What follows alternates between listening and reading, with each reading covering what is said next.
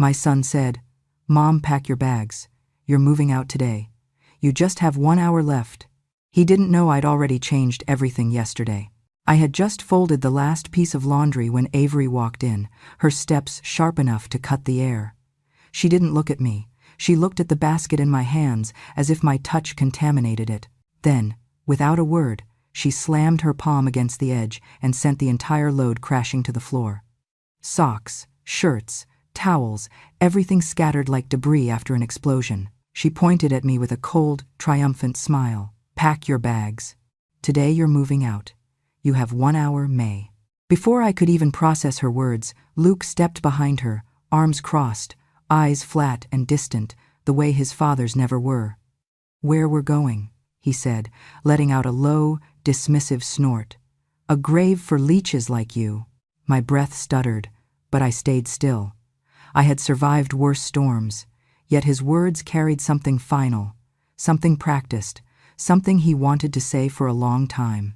Avery leaned in, her voice dripping with contempt. "You've leeched off us long enough." She waved her hand in front of her face dramatically. "And that old person smell of yours sticks to everything. It's depressing." Luke added, "You make life slower for everyone. Even the kids avoid you. You drag the whole house down with that limp of yours." None of it was true, but lies told with confidence have a way of sounding real. Avery stepped around me, kicking one of Luke's shirts out of her path. "Honestly, May, you're lucky we kept you this long. Some people know when to leave before they ruin everything. You cling like a barnacle." My hands trembled slightly, not from fear but from disbelief at how easily cruelty flowed from their mouths. And before I continue, let me say this gently. If you feel justice deserves celebration, smash that hype button. Let us keep stories like this alive, echoing far, far away. Your support helps us bring understanding and love to those who deserve it. Thank you so much. Keep listening. Avery's hatred for me had never come from anything I actually did. It sprouted from places so petty and so irrational that I sometimes wondered whether she simply needed an enemy and chose me because I was the easiest target in the house. She never forgave me for refusing to lend her money years ago. She wanted a new car, sleek, expensive, something to post online, but her credit was already cracked from impulsive spending. When I told her gently that I couldn't risk my savings, she exploded, claiming I had ruined her life and her plans. Another time, she posted a suggestive video of her daughter on TikTok. I told her carefully that the internet wasn't always kind to children. She spun around and accused me of shaming her motherhood. From that moment on, she said I judged every breath she took. And deep down, she hated that her daughter preferred sitting with me, sewing scraps or listening to stories, instead of following her around the house. But the biggest wound? The house. My house. When Avery discovered every deed, tax record, and mortgage paper was in my name, and that Luke had no automatic claim to it, she looked at me as if I were an obstacle to her future. From that moment, her resentment grew teeth. I tried to stay useful anyway. I had spent my life doing that. I worked decades as a seamstress in a hospital, fixing uniforms, making small blankets for newborns, repairing tears in scrubs that doctors tore running between emergencies. Every holiday, I sewed Luke a gift by hand: shirts, scarves, pillowcases with his initials. When he went to college, I sold my sewing machine and even my wedding ring to help pay his tuition. I never once told him what it cost me. Then the accident happened, a fracture in my hip that stole my speed but not my will. I still folded clothes, washed vegetables, and wiped counters. But to Avery, the moment I slowed down, I became a burden. To Luke, I became an inconvenience he didn't have the courage to defend. Avery didn't even hide how she manipulated him. One night, while she thought I was asleep, I heard her hiss, "If you let your mother stay here 1 more month, I swear I'll take my daughter and go home to my mother. Choose, Luke." Of course he chose her. Fear does strange things to a man who's built his identity around keeping the peace. He didn't protect me. He protected himself from losing the family he pretended was perfect. Still, the cruelest blow wasn't directed at me but at the children. Avery told them not to hug me too long because Grandma is fragile and confused. She whispered that I was sick, that I smelled old, that being around me would make them sad. I watched Chloe, sweet Chloe, hesitate before running into my arms, and that hesitation cut deeper than any insult. Then came the moment that anchored everything. I was heading toward the kitchen when I heard Avery's voice from the living room, sharp and urgent, as she spoke into her phone. "Last week already set everything in motion," she whispered. "She won't be here long." I froze. My breath caught. My mind raced. Last week, something happened. Something they hadn't told me. Something they believed would push me out of this house forever. And as I stood there, listening to Avery plot my disappearance as easily as one might plan a grocery list, I felt a strange calm settle inside me, not resignation, but clarity. Whatever they had done last week, I would find out. And when I did, nothing in this house would ever be the same again. It started small, too small for anyone but a woman like me, who had learned to survive by noticing the slightest shift in the air. Luke suddenly insisted on being the only one with the mailbox key. He dangled it on his key ring as if it were nothing, but he never let it leave his sight. "It's easier if I grab the mail on my way in," he said, avoiding my eyes the same way guilty men sometimes avoid mirrors. Every evening, he brought in a stack of envelopes, but whenever I reached for the ones addressed to me, Avery swooped in with that bright, poisonous voice of hers. "Old people forget to check the mail, May. Let me help you." She stressed the word help, like it was a threat, wearing a smile. The first real sting came the afternoon I found a folded piece of paper tucked between towels in the hallway cabinet. A credit card statement. My name on it, a charge for $900 from a jewelry store I had never walked into. For a moment I wondered if the company had made a mistake, but when I brought it to Avery, she laughed with a pitying shake of her head. "Maybe you bought something and forgot, May. Dementia starts exactly like that." Then she tapped her temple. Hard, deliberate. Luke did not even lift his head from his phone. Something in my chest tightened, not fear, not yet more like the first cold hint of something approaching. A few days later, as I carried leftovers out to the outside freezer, I heard noises from the garage. Sharp, metallic scraping, the sound of paper shifting, a short burst from a drill. Then silence. Then Avery's warning whisper. "Not now. She's coming." I froze with my hand on the freezer handle. When I stepped toward the garage, the door slammed shut, locked. Again. My own garage, the one I paid for, suddenly off limits. The next week, Avery began a different kind of campaign. Not against my belongings this time, but against my reputation, my mind. She made sure every friend who visited heard the same lines. "She drains the energy out of a room," she'd say loudly while pretending to fold laundry. "She walks slowly on purpose so people will feel sorry for her. And the worst? She's fading. And it's sad. But what can we do? All lies. All delivered with practiced sympathy. Gaslighting dressed as concern. But none of those moments cut as deeply as what happened one night around 1:40 a.m. I had gotten up for water, moving quietly down the hallway. As I passed Luke's office, I heard his voice soft, tender, nothing like the clipped tone he used with me. "I love you," he whispered.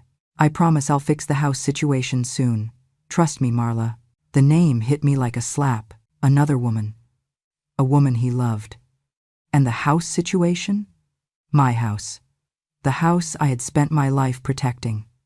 I stepped back from the door as if the wood had burned me. I suddenly understood why Avery's hostility had escalated, why Luke's eyes never met mine, why everything in this house felt fragile, temporary, already slipping through my fingers. They needed money, and they had decided I was their easiest source. The next morning, while retrieving a dropped dish towel near the utility closet, I shifted a plastic storage bin, and the lid fell open. Dozens of sheets slid out. My breath caught, each page held shaky, slanted versions of my own signature. Loop after loop, stroke after stroke. My name, repeated again and again by someone learning to imitate my handwriting. My legs gave out for a moment, and I knelt, ignoring the pain in my hip as I lifted the papers one by one. This wasn't a random scribble. It was practice. Careful, intentional practice. I touched one of the crooked signatures. It looked wrong, but wrong in a way that revealed effort, someone studying the curves of my R the angle of my why. Someone preparing. My hands shook slightly as I gathered the papers. A hot, silent dread spread through my stomach. They were building something. Something that required my name. Something I would never willingly sign. That evening, as I sat alone in my room, staring at the wall, I felt the truth creeping toward me from all directions. Missing mail, strange charges, locked doors, whispered conversations, lies spoken casually. Luke's confession to a woman named Marla, and now pages of forged signatures. Avery's words from last week echoed in my mind. It's already in motion. She won't be here long. My throat tightened. They were preparing paperwork, legal paperwork about me. I whispered to myself, barely breathing. What documents are they preparing? And what do they plan to do with my name? The question chilled me. But the answer would be worse. I had never touched Luke's old laptop since he moved most of his life onto his phone, but something in me, a quiet instinct sharpened by years of being ignored, pulled me toward it. I found it high on the closet shelf, coated with dust, as if he assumed I would never notice it was there. The moment the screen lit up, my own reflection stared back at me, pale and tense, as though bracing for a truth that had already begun to break through. After a few wrong guesses, I typed, Chloe. It opened immediately. A small, painful detail. He trusted his daughter's name more than any password he could invent. I went straight to the deleted files. The first one stunned me so completely that I forgot to breathe. A photo. Luke, smiling brighter than I had seen in years, holding a curly-haired toddler who clung to his leg with the certainty of a child who believed she belonged there. Beside him stood a woman, Marla, with her hand resting on his back, like it had rested there a long time. In the corner, written in glittery purple marker, Daddy Luke and us. Us. A family. Not this family. Not the one under my roof. A second life he built in the shadows. Not the wife he pretended to cherish. A secret one he was paying for with pieces of my life. My chest tightened, but I forced myself to scroll. More messages appeared, small wounds delivered in cold text. Did you tell your wife about selling your mom's house? We need the money. I felt the words land like stones. This was what Avery meant when she said everything was already in motion. Luke had promised to sell my home in 2 months. Not for his children, not for emergencies, but to fund a life with a woman who kept calling him Daddy in glitter pens. Rage did not rise. Something colder did. A clarity that made my fingertips tremble. And now, if you feel justice deserves celebration, smash that hype button. Let us keep stories like this alive, echoing far, far away. Your support helps us bring understanding and love to those who deserve it. Thank you so much. Keep listening. I clicked on another file, a scanned document, torn in half before being deleted. I dragged one piece into place, then another. Slowly, the shape emerged. A real estate contract. My house listed for sale, and where my signature should have been. A slanted imitation that matched the loops I had seen in the garage. 80% accurate. Enough to fool anyone who did not know my handwriting by heart. I pressed a hand to my mouth, trying to steady the tremor in it. Then I saw a short, handwritten note in another folder. Cognitive test appointment needed before POA signing. Power of attorney. They were setting the stage to declare me incompetent. They wanted to take my decisions, my property, my identity, and package it neatly into a legal justification that would make their betrayal seem reasonable. But that was not the worst discovery. I noticed a new folder syncing from the cloud one Luke must have forgotten existed. He had installed the camera months earlier, paranoid about snacks disappearing. But like most careless men who believe they own the world, he never bothered to check the backup settings again. The cloud kept everything faithfully, silently long after he forgot it existed. It bore the name of a security app he had once installed because he claimed I stole snacks at night. I had laughed at the accusation then, thinking it petty. I did not know the camera had been recording the entire time. I opened the file. A video played. Avery stood in the kitchen, pulling my medication bottle out of the cabinet. She placed it deliberately on the top shelf, far too high for me to reach, without straining my injured hip. She needs to struggle, Avery muttered. It makes her look confused. The video cut to the living room. Luke jerked Avery's son by the arm so hard the boy nearly fell. "Stop defending that old hag," he snapped. The child cried, and Luke raised his hand again before Avery stepped in, not out of concern, but annoyance. "Do not leave marks," she hissed. "Not until after she's out." My breath went shallow. I clicked another clip. This time, Avery's voice was smooth, calculated, as she whispered to Luke, "Just break her mentally. Then she'll sign anything. Anything. Like a power of attorney, like a house sale, like a document meant to erase me from my own life." I felt something settle deep inside me, quiet, heavy, unmovable. Not fear, resolve. The final video ended, and for a moment I sat in silence, listening to the faint hum of the laptop. They thought I was fading, crumbling, losing my grip on reality. They thought they had plenty of time to finish their plan. But the cloud had recorded everything. Their secrets belonged not only to technology, but now to me. I closed the laptop gently, almost tenderly, as if thanking it for telling the truth no one in this house would speak aloud. That night, when the house finally quieted, I walked through each room with purpose. My hands did not shake as I placed the first recorder inside the hollow wooden angel on the mantel. The second slipped behind a framed photograph in the hallway. The third nestled beneath the couch cushion Avery favored.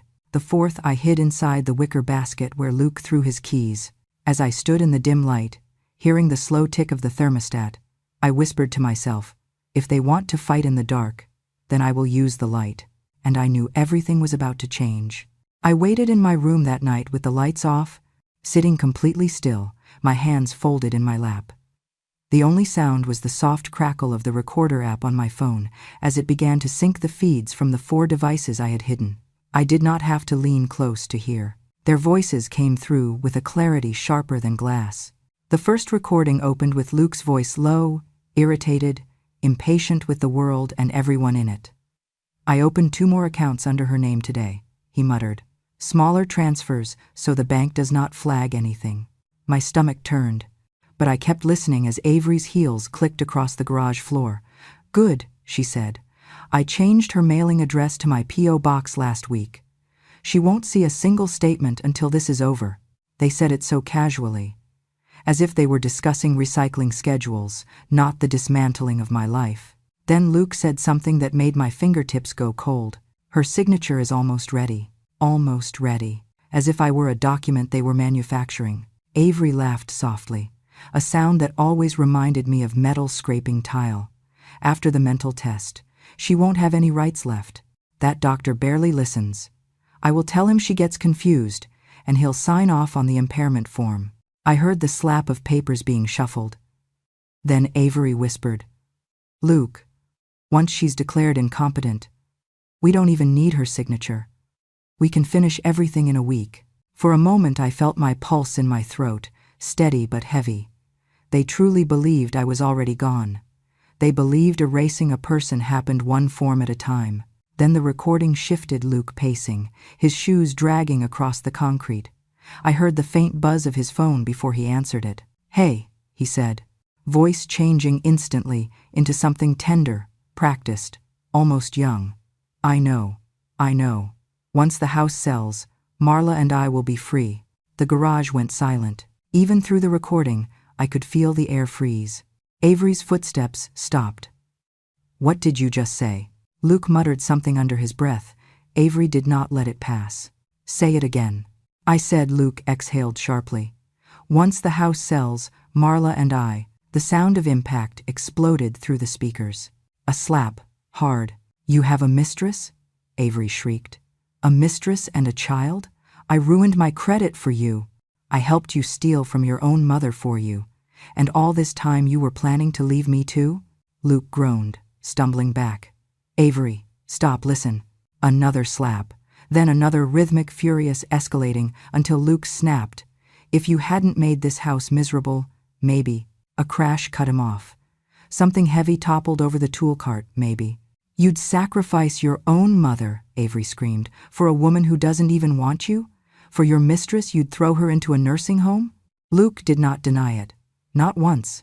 He just kept saying her name, Marla, like a man begging a lifeline to appear. Avery lost control completely. "You liar! You coward! You used me! You used your own mother. For what? For some cheap woman who calls you daddy? Luke shouted back, panicked. We needed the money. That house is the only asset worth anything. So you steal from the woman who raised you? Avery screamed. You open accounts in her name? Forge her signature? Drug her up so she forgets things? You disgust me. Every word, every slap, every confession, captured clearly by the microphones they did not know existed. The internal structure of their alliance cracked loud enough for the whole world to hear. They had spent months constructing a plan precise enough to erase a lifetime, but they forgot one essential truth. People who use cruelty as a weapon eventually turn it on each other. The recording ended with Avery sobbing and Luke cursing under his breath, the two of them circling each other in the garage like cornered animals. I sat back in my chair. Their plot was complete. Their betrayal is documented. Their unity shattered. I pressed my thumb against the stop button. Thank you, I whispered into the quiet. This is enough evidence. Then I closed my eyes, steady and certain for the first time in months. More than enough. The family meeting was announced the way a threat often is, too calmly to be innocent. Avery knocked once on my door, then pushed it open before I could answer. Downstairs, she said. Now, her voice held the kind of confidence only people feel when they think the final move of a game is already theirs. Luke was waiting at the dining table with a stack of papers neatly arranged in front of him. He didn't look up when I approached. He didn't offer a seat. He just tapped the papers twice, like a judge calling a courtroom to order. Mom, he said, exhaling as though I were a burden he'd been forced to lift for too long. We need to address your living situation. Avery folded her arms, a pleased curl settling onto her lips. Luke began reading from the paper as though it were holy scripture. Your mind is declining. You're forgetting things. You get confused easily. The safest option for everyone is for you to move into a care facility. He paused, then added, You will be relocated in exactly 30 days. Avery leaned forward. 1 month is honestly generous. I wanted you out this week. I said nothing. It wasn't silence from defeat this time. It was silent from control. Avery took my quiet as an invitation to stab deeper. She circled the table slowly, like a cat toying with something fragile. You know, she said, old people ruin the energy of a home. Everything feels heavy when you walk into a room. Luke nodded, as if this were a medical fact. Avery continued, savoring every word. This Christmas is the last Christmas you'll ever spend here. And honestly? Good. The kids avoid you. They don't need your sadness rubbing off on them. Luke added, Mom, it's better this way. The nurse will help you with everything. His voice softened in a fake kindness he reserved for conversations he wanted to end quickly. Avery smirked. Once you're settled, we'll finally be able to breathe in our own house again. Their cruelty was no longer surprising. But the certainty was almost impressive. They had rehearsed this moment, polished it, dressed it up like a performance. In their minds, this was the victory lap. I folded my hands in my lap. And you both believe this is your decision? Avery laughed. Actually, I laughed. You don't have a decision, May. That's the whole point. You're not capable enough to make decisions anymore. She tapped her temple, mimicking the gesture she used whenever she accused me of being confused. Your elevator doesn't reach the top floor these days, sweetheart. Luke cleared his throat, sliding the final form toward me. The cognitive test is scheduled already. Once the doctor confirms the decline, he'll sign off on the placement, and everything else. There it was. The plan laid bare. The cage, already built. I looked at the paper, but I didn't touch it. Their faces hovered over me, impatient, expecting me to cry, or beg, or crumble. They wanted to see me small. Instead, at that exact moment, my phone buzzed in my pocket. A message. I lifted it slowly, keeping my expression calm. Evelyn March. Living trust finalized. They can no longer access, modify, sell, or control any asset under your name. You're fully protected. I read it twice. Then once more, letting the words settle deep and warm. Avery rolled her eyes. Is that one of your dumb appointment reminders? Give it here. No, I said, slipping the phone back into my pocket. It wasn't the doctor. Luke sighed with dramatic exhaustion. Mom, we're trying to do what's best for you. Why are you making this difficult? Why? Because they believed they were already standing on my grave. Because they believed 30 days was all I had left. Because they believed the version of me they created weak, confused, fading was real. For the first time, I felt something unfamiliar rise inside my chest. Not fear, not sadness. Something steadier, something sharper. Power. Avery narrowed her eyes. What are you smiling at? I hadn't realized I was smiling. It wasn't wide, it wasn't mocking, it was simply final. I looked at both of them, slowly, letting the silence stretch long enough that the air itself seemed to lean forward to listen.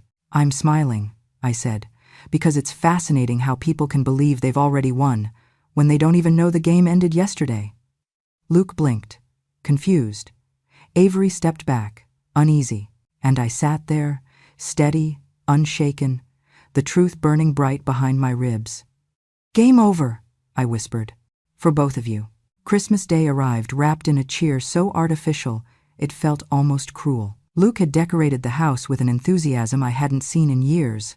Lights, garlands, candles, everything polished to disguise the rot beneath. Relatives filled the living room, balancing plates of food while making small talk, blissfully unaware that the house they were standing in had nearly become my coffin. Luke clinked his glass with a rehearsed smile. Everyone, he said, lifting the wine, a toast. To freedom, without burdens. His eyes landed on me for a second too long. Avery's smirk stretched as if she were already savoring my exit. I rose slowly, letting the room settle before I walked toward the Christmas tree. Evan watched with a puzzled tilt of his head. Grandma? What are you doing? Just adjusting something, sweetheart, I said. My hand reached for the star, the hollow ceramic ornament that had been listening for weeks. I flicked the tiny switch hidden at its base. A soft click. Then the speakers set up by Avery for holiday music connected automatically. Not music. Not carols. Luke's voice, crisp, sharp, recorded with perfect clarity. Once she's in the nursing home, the house is ours. Marla and I can finally start fresh. The room froze so completely I could hear the radiator hum. A cousin dropped his fork. Someone gasped. A second voice followed Avery's, laced with triumph and venom. She'll sign anything once we break her mentally? Murmurs erupted, heads turned, eyes widened. Then more. You changed the mailbox address, right? Yeah. She'll never see another statement again. Good. Keep practicing her signature. The POA needs to look clean. Open more accounts under her name. Spread the transfers. A chair scraped violently behind me. Luke shouted, Mom, turn that off. I didn't move. The next clip rolled on without mercy. Avery, taunting. Old people are useless. No one will believe her. Silence shattered. Relatives stared at her with horror. Chloe clung to my hand, trembling. Then Luke's whisper, desperate, intimate, the kind he reserved for his mistress. I'll sell the house soon, Marla. My mom won't be here much longer. Avery lunged toward the tree, but two of Luke's cousins blocked her path, disgust carved deep into their faces. And then, because fate has a sense of timing, a new file began automatically playing. The cloud backup from Luke's hidden camera, projected onto the TV he had proudly connected for holiday movies. First clip. Avery climbing onto a stool, pushing my medication into the highest cabinet out of reach. Second clip. Luke slapping Avery's son when the boy cried, shouting, Stop defending that old hag. Third clip. Avery pacing the kitchen, whispering to Luke, Just break her mentally, then she'll sign anything. Gasps erupted from every corner of the room. Shock became anger real. Righteous anger. The kind that couldn't be softened by excuses. Aunt Linda pointed an accusing finger. You were abusing her, both of you. Luke grabbed the remote and yelled, Stop the video! This is private! This is illegal! I stepped away from the tree. No, Luke, what you did was illegal. This is simply truth. As if summoned by the word, a hard knock hit the front door. Before anyone could react, 2 police officers and a woman from the Financial Crimes Division stepped inside. Luke Turner? Avery Turner? The officer announced. You are under arrest for elder fraud, identity theft, coercion, and intentional exploitation." Avery staggered backward. No, you don't understand. We heard everything," the investigator said, lifting a small device. "Your attorney provided verified copies of the recordings." Luke spun toward me, eyes wild. Mom, you set us up." "No," I said quietly. "You set yourselves up. I just pressed play." They cuffed Luke first. Avery screamed at him, "You planned this. I just did what you told me." Luke twisted in his restraints. "Don't lie. You pushed me into it. You told me we needed the house." "You wanted it for your mistress," Avery shrieked. Somewhere between their shouting, a new pair of heels clicked across the threshold. Evelyn March entered the room, calm as winter. In her hand was a thick envelope sealed with an old, faded crest. "Mrs. Turner," she said to me, "it's time." She opened the envelope and read aloud. "This is the last will and testament of William Turner, written 40 years ago. Clause 14. Any heir who mistreats, exploits, or attempts to dispossess my wife, May Turner, shall forfeit all rights to inheritance immediately and permanently." The investigator looked up sharply. "That means the house," Evelyn confirmed, "belongs solely and irrevocably to May. The living trust protected my assets in the present, but this old will from William sealed the past with iron. Together, they formed a wall. No fraud, no forged signature, and no manipulative scheme could ever break through. And per the clause, Luke and Avery must vacate the property within 72 hours. A wave of righteous satisfaction rolled through the room. Someone whispered, "Good." Luke's knees buckled. Avery sobbed hysterically. As they were led toward the door, Luke turned to me with a broken, pleading expression. "Mom, please, say something." I stepped closer, just enough that he could hear me clearly. "Good luck, son," I said softly. "You'll need it where you're going." His face collapsed. The officers pulled him outside into the cold Christmas air, and for the first time in years, the house felt clean. Not because of the lights or the tree, but because the truth had finally spoken. Justice did not arrive in a single thunderclap.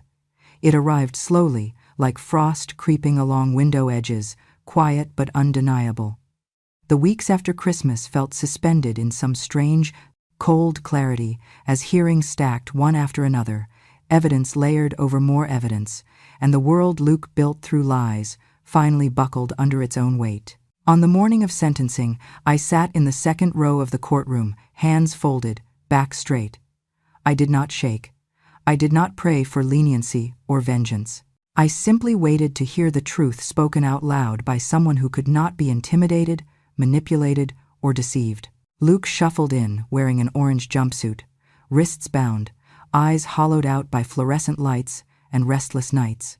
He looked years older, cheeks sunken, shoulders slumped, lips trembling.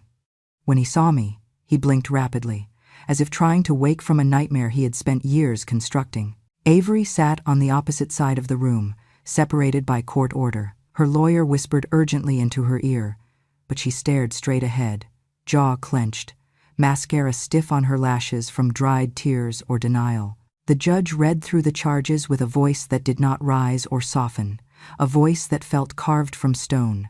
Elder abuse, identity theft, mail fraud, financial coercion, conspiracy to obtain power of attorney through deceptive means. Each word landed like a shovel of dirt thrown onto a coffin. Luke stared at his shoes, lips pressed so tightly they turned white.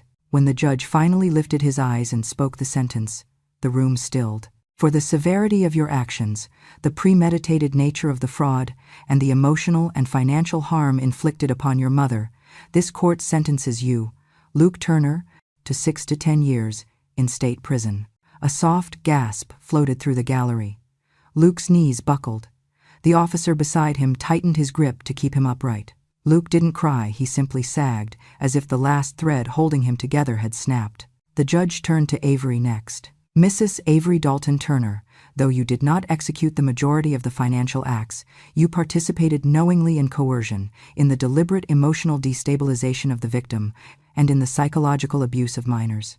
Avery's hand flew to her chest. I never. But the judge silenced her with a look. Due to the evidence provided by Child Protective Services, including video documentation showing physical and emotional harm inflicted upon your children, this court finds you unfit for custody at this time. Avery's mouth dropped open in horror. Custody of the children, the judge continued, will be transferred immediately to their great-aunt, Mrs. May Turner, for temporary guardianship pending long-term placement review. Avery crumpled. No. No. You cannot take my children. They're all I have. They're all I have left. But the courtroom door had already opened for the social worker, who held 2 small backpacks, Evans and his little sisters. The reality of that image broke something inside Avery. She did not scream again.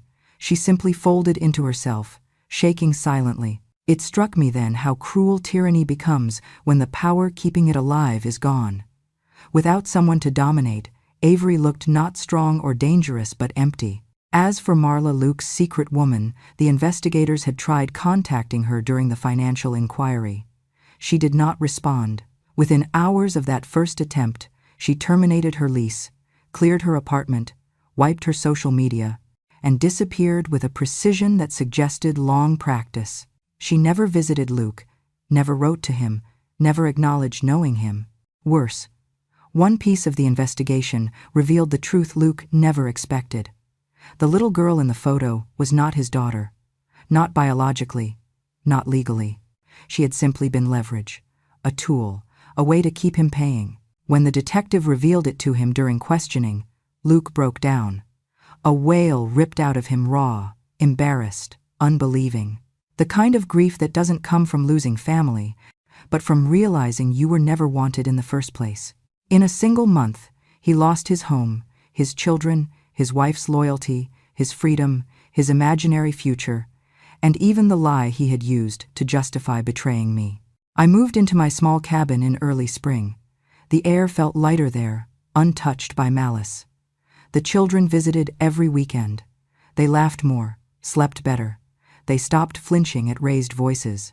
One afternoon, the phone rang. The prison facility number blinked on the screen. My heart tightened, but I answered. Mom? Luke's voice was thin, scraped raw. Mom, I'm so sorry. His breath shook. I ruined everything. I ruined my life. I ruined everything you ever gave me. I ruined us. A choked sob cracked through the speaker. I don't know why I became this person. I don't know how. Another breath. Broken. I miss the kids. Avery hates me. Marla never loved me. I have nothing. Mom, please, say something. The wind outside rattled softly along the porch. Luke, I whispered, I raised you to be kind. He cried harder, a soft, defeated sound. And what you became, I said quietly, was your choice. For a long moment he said nothing. Just breathed. Just existed in the truth for the first time in years. Finally, trembling, he whispered, I wish I had been the son you deserved. The line clicked off. I held the silent phone to my chest, feeling neither triumph nor grief, only the stillness that comes when winter finally settles, making room for spring. I moved into Aunt Rose's cabin at the edge of the forest on a soft morning when the mist still clung to the treetops. The world there felt untouched quiet in a way that wasn't threatening, only gentle. Rose greeted me with a long hug that seemed to melt the last remnants of tension still clinging to my shoulders. She didn't ask for explanations or details. She simply said, You're safe now, May. Breathe. And for the first time in what felt like years, I did. Life in the cabin settled around me like a warm quilt. The air smelled of pine and clean earth. The days passed slowly, but not in the way suffering makes time crawl. This was a different kind of slowness, the kind that heals. I learned the rhythm of the woods again, the soft morning rush of birds, the hum of wind through branches, the small tapping of squirrels running across the porch roof. Even the silence was kind. No footsteps waiting to measure my usefulness. No whispers plotting how to erase me. No locked doors. No insults disguised as concern. Just peace. And the sense that I still had years left to live with my own voice, my own choices, my own dignity. Every Saturday afternoon, the cabin door burst open with the sound of laughter, light, bright, and unfiltered. Evan and his little sister ran straight into my arms as though they had been holding their breath all week. "Grandma, Grandma, we missed you?" They always said it the same way, arms tight, faces buried in my shoulder, voices overflowing with relief. Their social worker told me, children surviving chaos gravitate toward the safest person they know. I didn't tell her how much it healed me to realize I was still that person for them. One rainy afternoon, Chloe looked around the cabin, her eyes soft with contentment. "Grandma," she whispered, "we feel safe here." Those 5 words washed over me like warm sunlight. If nothing else good had ever come out of the entire ordeal, that moment would have been enough. Rose adored having them over. She baked with them, taught Evan how to carve little wooden animals, and helped Chloe start her first scrapbook. The cabin filled with their drawings, their songs, their muddy shoes, their excited stories about school. It felt like a home reborn, one built on gentleness rather than survival. One evening, as the sky turned lavender behind the trees, my phone buzzed. A message from Evelyn March glowed on the screen. "Everything is finalized. No one will ever control your life again. Evelyn." I sat down slowly, letting the weight of those words settle inside me. Months of fear, of secrecy, of preparing for a war I never wanted, all of it, ended in that moment. My home was protected. My accounts are secured. My autonomy was restored. My life finally mine again. I typed a short reply. "Thank you, Evelyn, for believing me before anyone else did." After the message was sent, I stepped outside onto the porch. The forest breathed around me. The evening air brushed gently against my face. The world felt wide and steady, like a place that still had room for me, no matter what Luke and Avery had tried to make me believe. I thought about everything they had said over the years, all the ways they tried to convince me I was shrinking, fading, irrelevant. I thought about the words Luke spat at me the morning he told me to pack my bags. I thought about the insults Avery sharpened like knives, the deliberate isolation, the forged papers, the attempt to steal my mind, my home, my very identity. And then I thought about standing in front of 100 relatives on Christmas morning, pressing play on the truth they tried so hard to bury. I wasn't proud of what they became, but I felt no guilt for surviving them. Aunt Rose opened the door behind me. "Tea's ready," she said, her voice warm. "I'll be in," I replied, but I stayed there for a moment longer, staring at the horizon, feeling a kind of strength blooming quietly in my chest, strength I hadn't recognized while living in fear. And then the final truth rose inside me, clear and steady, the way only a woman who has walked through fire can speak it. All my life, they told me my silence made me weak. They said quiet women were easy to control, easy to push aside, easy to erase. But they never understood what lived inside the quiet. Silence never surrenders. Silence was where I watched.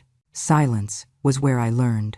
Silence was where I gathered every piece of strength they thought I lacked. And when the time came to stand up, my silence became the loudest justice they had ever heard. That is how my story ends, not broken, not lost, not small, but free. Free in a world that finally made room for me. Free with children who chose love over fear. Free with dignity no one will ever steal again. They mistook my silence for weakness. But silence, that was when I was strongest. Thank you, my dears, for listening to my story all the way to the end. Life can be cruel, but it can also be astonishingly fair when truth finally steps into the light. If this story touched you, if it reminded you of the strength quiet people carry, or if it made you believe again that justice still finds its way, then I hope you'll stay with us. There are so many voices like mine, grandmothers, mothers, women who've lived quietly through storms, and they deserve to be heard, remembered, and honored. So if you haven't already, please subscribe to Grandma True Stories. Your support keeps these stories alive, traveling far beyond the walls where they were once silenced. It means more than you know. Until next time, my dear friends, be gentle, be brave, and never underestimate the power of a quiet heart.